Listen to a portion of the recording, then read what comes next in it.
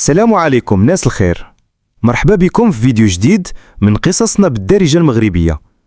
اليوم جبت لكم حكاية مثيرة بزاف، مؤثرة وغتخليكم تفكروا مزيان. قصة الراجل اللي باع مراته بدرهم. واش ممكن شي راجل يبيع مراته؟ وعلاش؟ وشنو كان المصير ديالو؟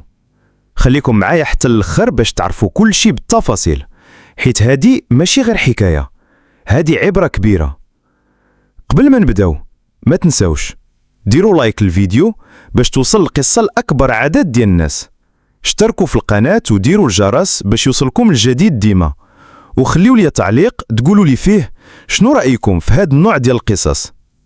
يلا حضروا اتاي، جلسوا مرتاحين وخليوني نديكم معايا في هاد الرحلة. كان يا مكان في واحد الزنقة شعبية، كانت ريحة الخبز سخون خارجة من الفران البلدي، والصبيان كيلعبوا ويغوتوا، والعيالات جالسات حدا الباب كيهضروا في حالهم. وسط هاد الحومة كان كيسكن علي ومراتو زهرة. دارهم قديمة، سقفها من توتيا، بابها خشبي مهترئ، ونافذة صغيرة فيها ستارة مقطعة. كانوا فقراء عايشين غير من الخدمة اليومية، ولكن كانوا متفاهمين في الأول. زهرة كانت مرا زوينة في خاطرها، ساكتة عاقلة، كتفيق مع الفجر تصلي وتوجد الفطور. علي كان خدام في السوق، كيشد الحمالة ويعاون في المحلات غير باش يجيب المصروف، ولكن كان فيه طبع صعيب، ما عندوش الصبر وكيسخط بسرعة وصاحب النرفازة. كل صباح كتفيق زهرة بكري: علي قوم راجلي، راه أذان الفجر. هو يتقلب على جنبو ويتمتم: صافي خليني. ولكن كيقوم في الاخر يتوضا ويصلي. كتوجد ليه الخبز، الزيت، اتاي. هو ياكل بلا ما يهضر بزاف. كتسول عليه: شحال خاصك اليوم؟ كيقول لها ببرود: اعطيني داكشي اللي كاين. وهي كتقلب في القصريه الصغيره ديال الفلوس، تحسبهم واحد بواحد: هادي 20 درهم، الله يعاونك. وهو ياخدهم يخرج يجر صباط والمقطع، وتبقى هي تمسح دموعها. الايام كانت قاصحه. علي بدا يعيا من الخدمه القاسيه والفلوس قليله، ولا يرجع للدار معصاب عينو حمراء. مرة جا للدار لقى ماكله خفيفه، خبز وزيتون، طاجين ديال الخضره بلا لحم. غوت عليها: حتى الماكله ما عرفتيش ديريها؟ واش انا كنتقوت بالزبل؟ بقات ساكته، دموعها طايحه. علي راه الظروف، راه ما عندناش باش نشريو اللحم. قال لها ساخت: تفو على هاد العيشه. وخرج طاحن الباب. الجيران بداو يسمعوا الصداع، ولكن كانت زهرة كتخجل تحكي على مشكلتها. كتقفل الباب عليها وتبكي: الله يا ربي صبرني. في السوق بدا علي يتلاقى مع شي صحاب خايبين، كانوا يشربوا الشراب من تحت الدراج. واحد النهار جرب معاهم، ولا كل مرة كيخسر فيها الفلوس تشرب. يرجع للدار سخان، يحلف ويغوت، وزهرة كتسكت وكتسكت. بدات الحياة تضياق عليهم بزاف، حتى اللي كانوا معاه في السوق بداو يتهربوا منه. ما بقى عنده رزق، ما بقى عنده سمعة. واحد النهار هو قاعد مع صحابه في السوق، قال لهم هو سكران: أنا؟ زهرة ما تسواش عندي حتى درهم. صحابه ضحكوا عليه وقالوا ليه: شكون يشريها؟ قال لهم تحدي، والله نبيعها لكم بدرهم واحد. واحد فيهم اللي كان خايب قال ليه ضاحك: هاك الدرهم، ورماه ليه فوق الطابلة. علي شد الدرهم ضحك وقال لهم: راه صافي، راه بعتها.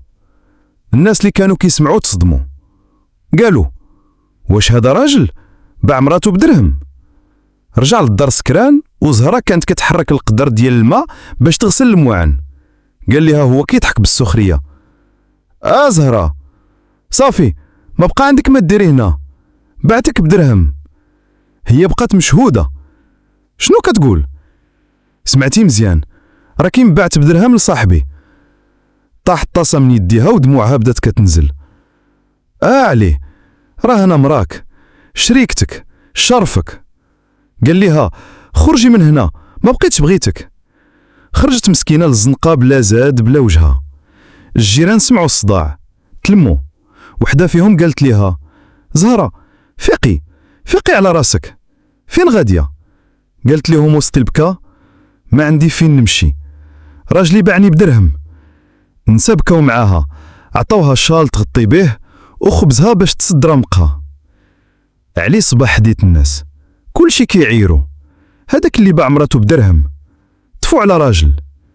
ما بقى حد بغى يخدم معاه، صحابي يشراو الشراب تخلاو عليه، مشى يتسلف ما لقى حد، جاع تمرمد حتى ولا كيشد الصدقات. اما زهره فمشات لواحد الحائله اللي حنات فيها، خدموها في الكوزينه كيعطيوها الماكله وشي ريال باش تصرف على راسها. كانت كتخدم وتبكي، ولكن كانت كتقول ربي كبير، ربي ما كيضيعش المظلوم. الوقت داز والناس نساوه، ولكن علي ما قدرش ينسى غلطته، بقى مهلوك نادم ووحيد.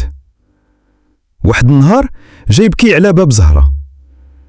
سمحي لي رجعي عندي. قالت له بالدموع فين كان عقلك مني بعتيني بدرهم؟ انا صبرت على الفقر، على الجوع، على الصداع، ولكن ما نصبرش على اللي باعني بدرهم. وسدات عليه الباب ورجعت تخدم بشرف. دازت شهور وعلي بقى بوحدو، كيبان كيف الشبح في الحومه.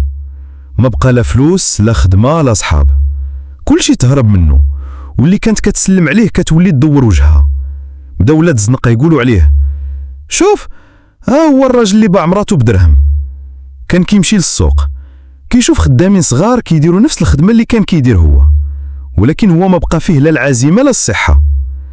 رجليه تكرفصو، يديه تشقو، وكبدو مريضه من كثره الشراب. واحد النهار طاح في السوق وجمعوا عليه الناس. واحد قال حتى طاح الوحش، ما بقات لا قوه لا كرامه. واحد اخر قال هادشي نتيجتو، اللي بيع مراتو الله يبيعو الحاجه. شدوه دراري من السوق، عطاو ليه كاس ما وبقاو كيشوفوا فيه شفقه. حتى واحد منهم اللي كان صغير في السوق قبل قال ليه الحاج عليه واش نعاولك تخرج من هنا؟ وهو يجاوبو بتنهيده طويله لا يا ولدي، هزيت عيني الفوق بزاف ونسيت راسي تحت التراب. اما زهره في حياتها بدات كتحسن. العائله اللي خدمات معاهم شافوا فيها المراه الطيبه الواثقه اللي رغم ما داز عليها بقات نقيه في كرامتها وخلقها. بداو كيساعدوها، عطاوها بيت صغير في السطح باش تسكن فيه، ولات كتخدم في دارهم وكيتعاملوا معها كيف بنتهم. حتى البنت الصغيره في العائله ولات كتقول ليها خالتي زهره بغيتي تعاوني نغسلوا مع بعضياتنا؟ وهي كتضحك وكتقول يا بنتي غير خلي لي الماء بيديا. وكانت كتقوم مع الفجر تصلي وتدعي يا ربي لا تجعلني نرجع لقلب ظلم ولا دار ما فيها رحمه. وكانت كتقرا شويه قران وتحمد الله على النعمه ديال الستر والناس اللي قدروها. دازت سنين وكبرات زهره، ولكن ماشي قلبها، بقات خدامه بشرف، مرفوعه الراس ومعروف عنها الستر. واحد النهار جاو ناس من مؤسسه خيريه كبيره كيقلبوا على ناس مروا من ظروف قاصحه وبغاو يعاونوهم يفتحوا مشروع صغير. وحده من العائله اللي كتخدم معاها قالت لهم عارفين شكون تستاهل؟ زهره. هذه مرا خدمات بكرامتها وتعذبات في صمت. جاو عندها سمعوا القصه تصدموا، قالوا ليها احنا غادي نعاونوك تفتحي محل صغير تبيع فيه الطياب اللي كديريه. بكات زهره قدامهم الله يجعلها في ميزان حسناتكم، ما بغيت والو غير نخدم وانا مرفوعه الراس. وبالفعل فتحت واحد الكشك صغير في الزنقه وبدات كتبيع الفطائر الحريره والكسكسو، والناس بداو كيجيو عندها غير باش يسمعوا الكلمه الطيبه منها. ولات معروفه في الحومه لالا زهره اللي دازت من الجمر وخرجت الذهب. واحد النهار وهي كتنظف الكشك جا عندها واحد الراجل شايب لابس جلابيه مهتاريه وعينه مطفيه، كان كيجر رجليه وكيهضر بصوت خافت زهره. رفعت راسها صدمات في وجه علي، تغير تهرس، ما بقى فيه حتى طيف داك الراجل اللي كانت كتعرفه. هو بدا يبكي وقال لها سمحي لي راني غلطت، راني ما بقيت والو. زهره سكتات لحظه وقلبها بدا كيتخلع، ولكن عقلها شدها. جاوباتو بهدوء سامحتك ولكن ما نرجعش، لان قلبي مات في داك النهار اللي بعتيني فيه بدرهم. وتنهدات وقالت مشى الحب وبقى الالم، ولكن راني وقت وكبرت وربي عوضني وما بقاتش عندي رجع للقهر.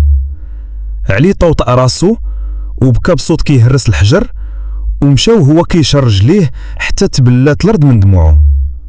رسالة للجمهور: هذه كانت النهاية ديال القصة. راجل باع مراتو بثمن بخيس وخسر حياته كاملة، ومرا وقفات من جديد وربات راسها وقدرت تنجح بلا ما تطيح لقيمتها. أكلا الكلمة تقتل والغدر ما فيه رجعة، وماشي العيب تعيش فقير، ولكن العيب تبيع قلب كيحبك. والمرأة اللي كتخاف الله ربي كيوقف معاها، واللي يظلم راه الزمن كيرد عليه الحساب بالتقسيط المؤلم.